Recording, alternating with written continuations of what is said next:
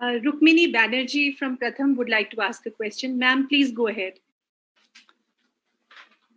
नमस्कार सर, मैं आपका ध्यान प्राथमिक शिक्षा की तरफ ले जाना चाहती हूँ कि इस साल पूरे देश में करोड़ों बच्चे बेसब्री से इंतजार कर रहे हैं कि स्कूल कब खुलेगा। अब मान के चलिए कभी ना कभी तो जरूर हमारी पाठशालाएं खुलेंगी। जब खुलेंगी तो आपकी तरफ से आप अभिभावकों को, बच्चों को और शिक्षकों को क्या संदेश देंगे? रुक्मिणी जी, पहले तो मुझे आपको धन्यवाद देना है। मैंने आपके बहुत खूबसूरत लेख को मैंने पढ़ा है, मुझे बहुत खुशी हुई और मैंने आपको टेलीफोन पर भी बात की थी, क्योंकि मुझे मालूम है कि आपका पूरा जीवन बच्चों के बीच समर्पित होकर के आप जैसे लोगों की आप हमारी निधि हैं और बच्चों के बीच जिस तरीके से आप काम करती हैं मुझे खुशी है और इसीलिए मैंने टेलीफोन पर भी आपको बात की और मैंने आपकी बातों को बांटा। और दूसरी चीज की आपने कितना खूबसूरत लेख लिखा है उसकी बड़ी चर्चा रही। कई लोगों ने मुझे भी टेलीफोन किए कि रुक्मिणी जी का बहुत ही अच्छा लेख आया है और ये परिवेश बना है। रुक्मिणी जी, आपको मालूम है कि जो बच्चा है वो किसी भी माँ बाप परिवार का सबसे प्यारा होता है और कई बार अभिभावक क्या है, पहले तो बड़े बच्चे हों, बड़े बच्चों भी कोई रिस्क लेना। अभी आपने देखा कि जेईई और नीट की परीक्षा हमने 2-2 महीने पीछे भी की, लेकिन उसके बाद भी छात्र कह रहा है हम कैसे करके करें और स्वाभाविक की है, ये परिस्थितियां हैं। हमारे लिए बच्चे की सुरक्षा पहले है और उसके बाद शिक्षा दूसरा है। हम स्कूलों को किस चरणबद्ध तरीके से खोलेंगे, अभी इस पे हम लगातार व्यापक विचार विमर्श भी करें। आपने देखा होगा हमने बच्चे को बिल्कुल छोड़ा नहीं, कभी हम उसको मनोदर्पण के लिए करते हैं, कभी आप कोई अभियान दे देते हैं।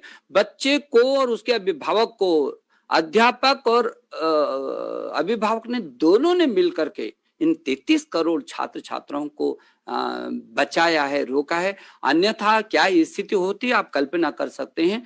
और हम लगातार इसको बातचीत कर रहे हैं।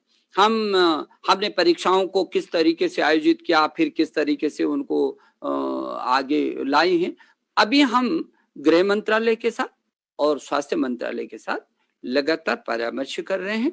जब जिस राज्य में कैसी स्थिति आती है फिर राज्यों के साथ परामर्श करके वो क्या चाहते हैं और वो अभिभावकों के साथ, इसलिए मैं सभी राज्यों के माननीय शिक्षा मंत्रियों के साथ मेरा लगातार संवाद होता है और वो मैं कोशिश करता हूं। आपने पीछे के दिनों में देखा होगा कि मैं सीधे 33 करोड़ अभिभावकों के साथ भी संवाद करता हूं, तो मैं 1 करोड़ अध्यापकों के साथ भी संवाद करता हूं, तो मैं अपने छात्रों के साथ भी संवाद करता हूं।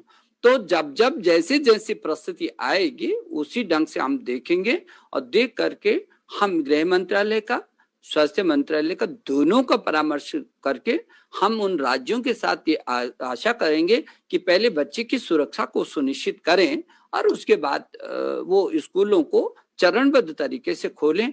और इसके लिए थोड़ा सा भी और प्रतीक्षा रुक्मिणी जी हमको करनी पड़ेगी। बच्चों की मांग है, आपने पढ़ा होगा कि जितने विश्वविद्यालय हैं अपनी अपनी नीति अपना रहे हैं।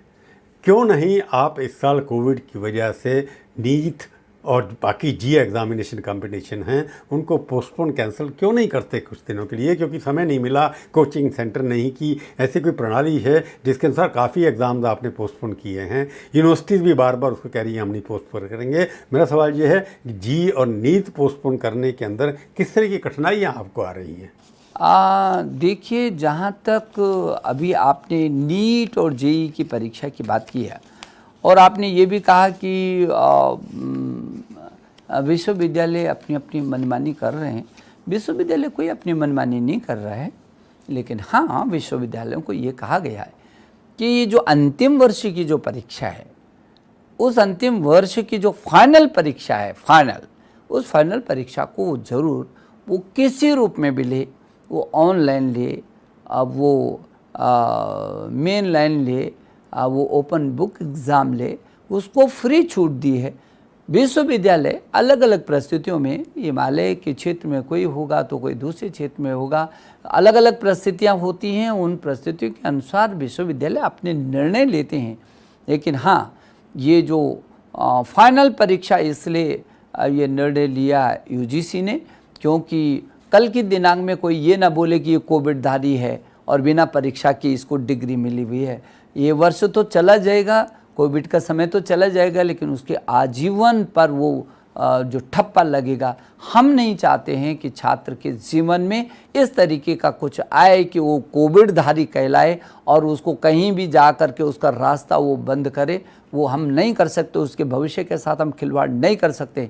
इसलिए हमने कई बार बढ़ाया, समय बढ़ा रहे हैं। तमाम जो भी छात्र को सुविधाएं मिल सकती हैं, जैसे भी वो कर सकता है उस तरीके से केवल फाइनल ईयर के लिए शेष की तो हमने व्यवस्था की। और जहाँ तक जेईई और नीट का विषय है, अभी आपने कहा है, अभी मैं देख रहा था कि पहले परीक्षा की तिथियाँ 19 से 23 जुलाई 2020 में जेईई मेंस की हमने की थी। अब उसको संशोधित करके 1 से 6 सितंबर कर दिया। अब जेईई एडवांस में 23 अगस्त को होना था। इन परिस्थितियों में फिर निर्णय लिया जिसको 27 सितंबर किया है। और जो नीट है, नीट की परीक्षा 26 जुलाई को निश्चित थी, इसको भी जुलाई के बाद अगस्त से भी आगे 13 सितंबर तक कर दिया। और इसलिए जो ये बहुत महत्वपूर्ण परीक्षाएं हैं, जो उस छात्र के भविष्य से जुड़ी परीक्षाएं हैं, उन छात्रों के साथ अभी आपने कहा कि वो बाहर नहीं निकल सकता, कोचिंग सेंटर उसके नहीं है, इसमें भी हम छात्र के साथ ताकत के साथ खड़े हुए। आपको मालूम होगा और आपको खुशी भी होगी कि हमने ऐसी परिस्थिति में एक ऐप निकाला, नेशनल टेस्टिंग ऐप। ऐसा ऐप दिया जो उनके घर पर ही जा कर के कोचिंग सेंटर हो गया। उसमें सभी प्रकार की उनको सामग्री दी, उनको अपना टेस्ट लेने का भी उसमें मौका दिया। और आपको आश्चर्य होगा कि लाखों बच्चों ने उस पर उसका उपयोग कर रहे हैं, अपना टेस्ट स्वयं ले रहे हैं ताकि वो पूरी तरीके से ताकत के साथ खड़े हो सकें। और हिंदी और अंग्रेजी दोनों ही भाषाओं में दिया। और हमने कहा था कि जो अन्य प्रदेश अपनी भाषाओं में भी करना चाहते हैं वो अपनी भाषाओं में भी उसको कर सकते हैं।